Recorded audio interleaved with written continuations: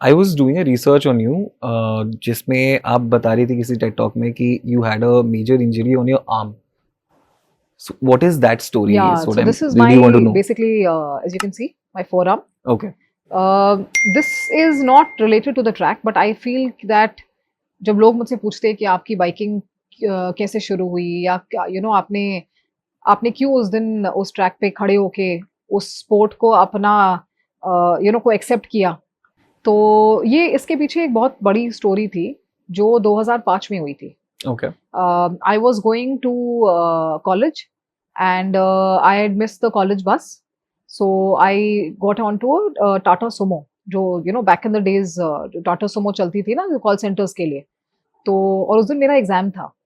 सो मेरी मदर ने बोला भी था कि आज छोड़ दो, we'll go back home and go tomorrow once, कल की बस ले लेना. बट बिकॉज एग्जाम था मैंने कहा नहीं मुझे जाना है. तो मैं उस टाटा सुमो में बैठ के मैं निकल गई वहाँ से. एंड उसके करीब आधे घंटे बाद हम लोग बिल्कुल ब्लाइंड टर्न पे थे. आगे से ट्रक आ रही थी और हेड ऑन कोलिजन हो गया हमारा. एंड कोलिजन इसीलिए हुआ क्योंकि या तो ड्राइवर ने पी रखी थी या वो सो रहे थे. I could not understand honestly. This is where?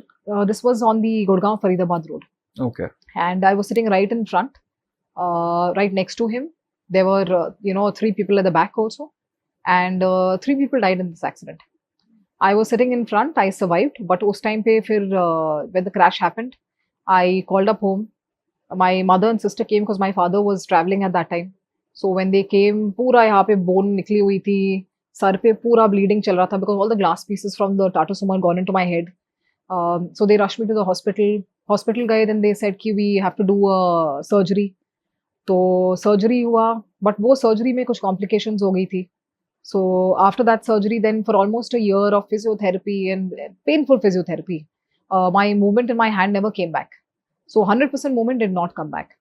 And आप भी समझ सकते हो कि आप डेंटल कॉलेज कर रहे हो साथ साथ में, बिकॉज एज अ डेंटिस्ट आपका right hand is your master hand. Right. So I was almost on the verge of trying to understand कि कैन आई कैरी ऑन और शुड आई लीव डेंटिस्ट्री. ये इसके बिना कैसे फंक्शन इसके बिना करूंगे? कैसे फंक्शन करेंगे. So then after this happened, then I met another surgeon after a year, and he then operated on me again. After he operated, basically he told my father very clearly कि 50% movement हाथ में आ जाएगा, full movement कभी life के लिए नहीं आएगा because काफी अंदर डैमेज हो गया है.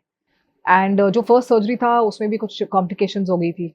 सो उन्होंने कुछ ज़्यादा ही केस को मैसअप कर दिया. So today I have 50% movement in my right hand, full movement नहीं है.